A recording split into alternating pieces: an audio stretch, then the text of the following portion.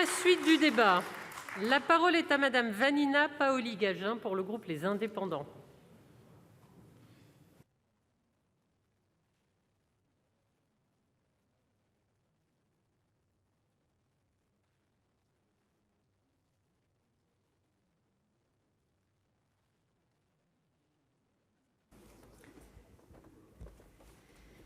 Madame la présidente, monsieur le ministre, monsieur le président de la commission des finances, madame la rapporteure générale de la commission des affaires sociales, monsieur le rapporteur général de la commission des finances, mes chers collègues.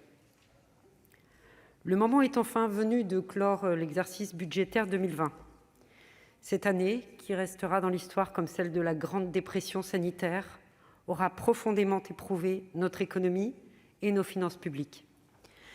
Nous ne sommes pas prêts d'en oublier les chiffres records. Un déficit public au-delà des 9% du PIB, un endettement public qui a bondi de 18 points de PIB en moins d'un an, une dépense publique qui a franchi les 60% du produit intérieur brut. Il est grand temps de tourner la page de ces tristes records budgétaires.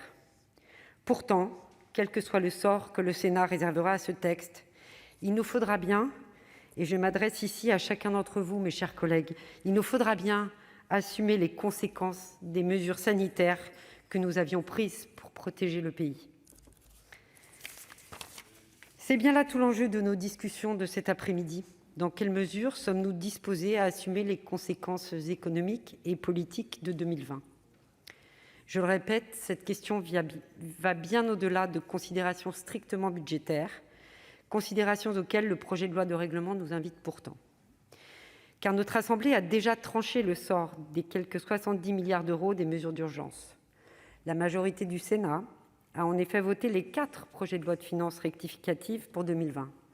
Chaque fois, une solution de compromis a été trouvée, soit dès la première lecture, en mars 2020, soit en commission mixte paritaire pour les 3 textes suivants. Et chaque fois, la Chambre haute a accepté, directement ou indirectement, les dérapages contrôlés qui nous éloignaient un peu plus de la trajectoire retenue de la loi de finances initiale, au point de laisser les critères de Maastricht, sur le déficit comme sur la dette, à des années budgétaires de notre portée. Ce dérapage a bouleversé la quasi-totalité des programmes et des missions. C'est évidemment le cas pour les programmes enseignement supérieur, dont j'ai l'honneur d'être chargée au sein de la commission des finances. S'agissant du programme Vie étudiante, les crédits de paiement inscrits dans le projet de loi règlement sont ainsi supérieurs de 8,5% à ceux inscrits en loi de finances initiale. Les subsides versés aux étudiants pour les aider à surmonter la crise sanitaire ont occasionné une augmentation des dépenses de 166 millions d'euros pour la seule année 2020. Il en va de même pour le programme Plan étudiant, dont les montants des crédits se sont également envolés.